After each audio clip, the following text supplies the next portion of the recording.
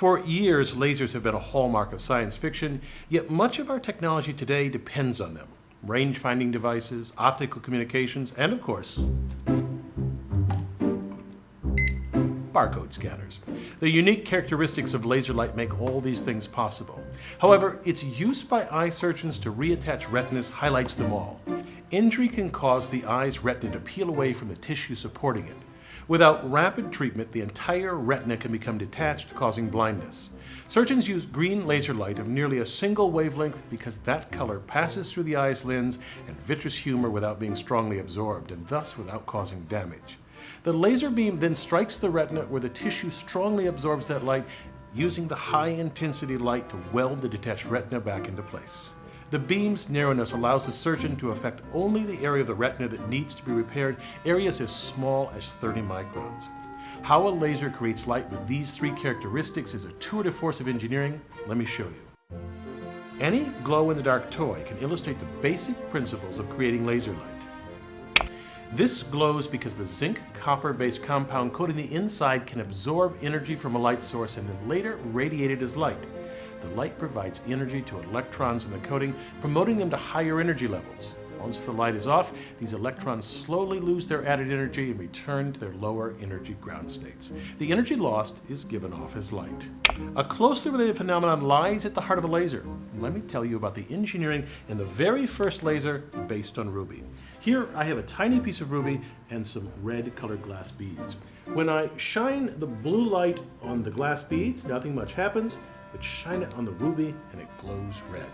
Unlike the glow-in-the-dark ball, the light appears immediately, and when I shut off the blue light, it disappears. In 1960, Ted Mayman demonstrated the first laser by taking a cylinder of ruby and surrounding it with a xenon arc flash lamp used in aerial photography. An intense burst of light from the lamp initiates lasing.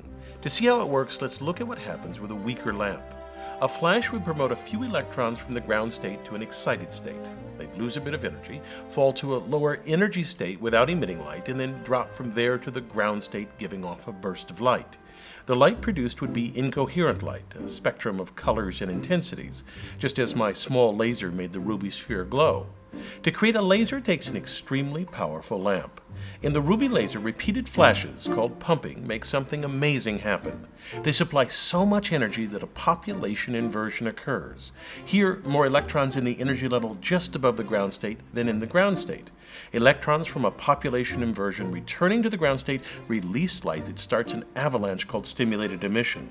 The photon produced when an electron decays induces other excited electrons to simultaneously decay and release nearly identical photons. That creates coherent light, meaning that the crests and troughs of every light wave in the beam match up. Now, at this point, we have coherent light, but not yet the other two properties of laser light. To get a narrow beam with all the light rays parallel and of a nearly single wavelength requires an addition to the ruby rod. Mayman silvered the ends to reflect the light within the ruby cylinder. He made the two ends of the rod astonishingly parallel to each other. From top to bottom, the distance between these two mirrors differs by no more than 200 nanometers. Inside this resonant cavity, two things happen. First, any light rays that don't line up with the axis eventually just exit out the side of the cylinder, and the light parallel to the axis becomes intensified and narrowed in wavelength. The mirrored ends create a standing wave, which means only light of particular wavelengths can exist inside the cavity. By choosing the rod length correctly, we can get the nearly single wavelength of a light characteristic of a laser. A small hole in one of the mirrors, or a partially silvered mirror, allows the light to escape, creating the familiar beam. Now, since the first ruby laser was created, lasers have become easy and cheap to manufacture. For instance, this laser pointer uses a semiconductor diode to produce light. Although many innovations and improvements have occurred since 1960, the essential principles are the same. I'm Bill Hammack, the Engineer Guy. This video is based on a chapter in the book, 8 Amazing Engineering Stories. The chapter features more information about this subject. Learn more about the book at the address below.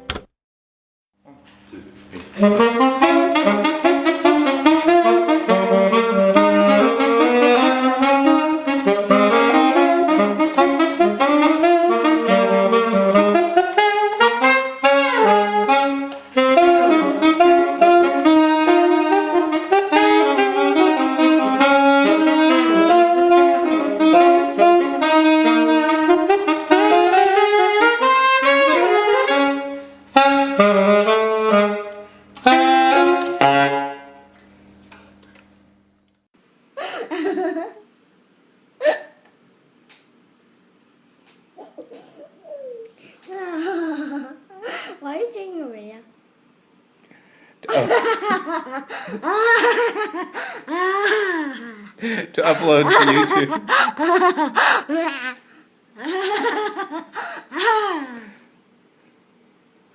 39 times 11. 429. 29 times 11. 319. 87 times 11. 957. 57 times 11. 657. 627. Okay, how about, let's see, 93 times 11. 1023.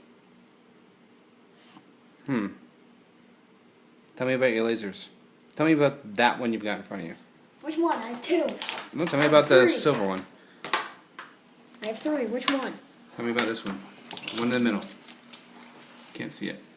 It's a 1,500 milliwatt focusable blue laser 400. Shine it into the camera real quick. Wow. Okay. What nanometer? 450. And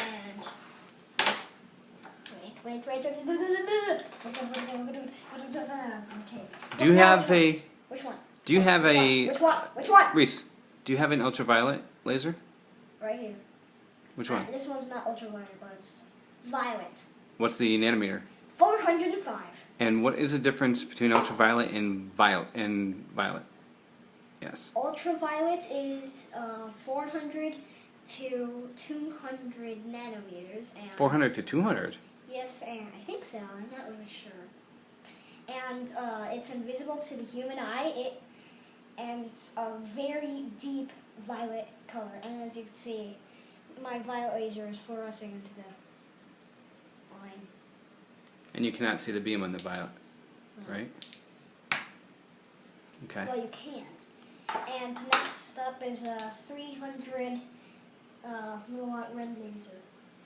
Do these things burn? Yes. What happens if you touch the skin with the 300? Will it burn? Since it's a red laser, it would take a while for you to unfocused. It will take a while for you to start feeling it. And what about the blue, the 1500? Instant burn. Instant burn. So Can you give me an example of instant burn with the blue? as soon as you turn it on, it will smoke your skin. Okay, let's see what it does to that when you put a torch to it.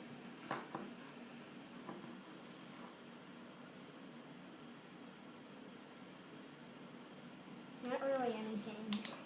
Is it Since too it's hard? What about this little piece of tape? Let's try this.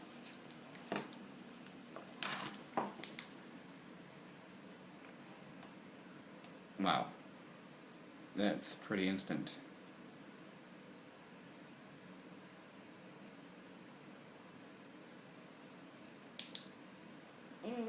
Yeah.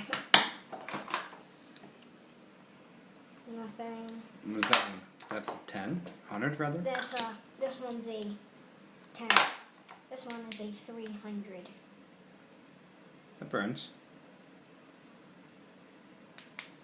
This one is insane.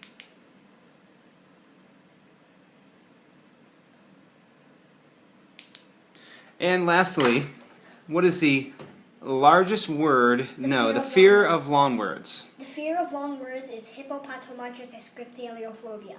And let's see, how would you spell that? HIPPOPOTOMONSTRASQUIPPEDALIOPHOBIA.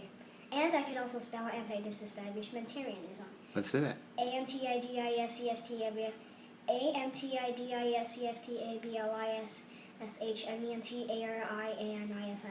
Reese, Yeah? do you consider yourself a genius? Yeah. What do you think your IQ is?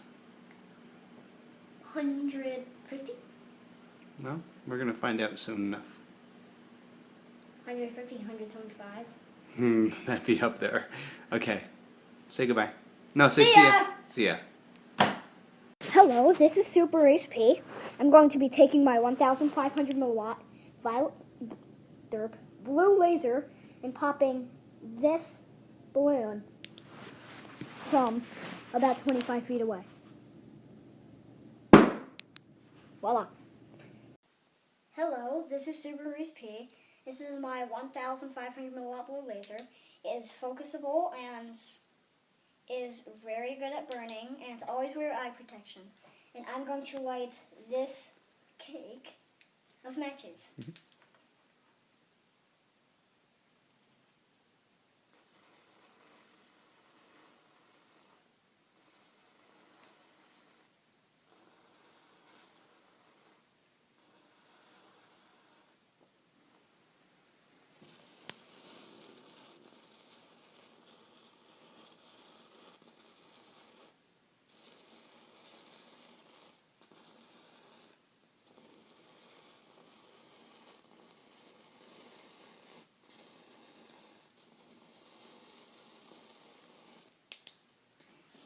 Thanks for watching. Rate, comment, and subscribe, and see ya.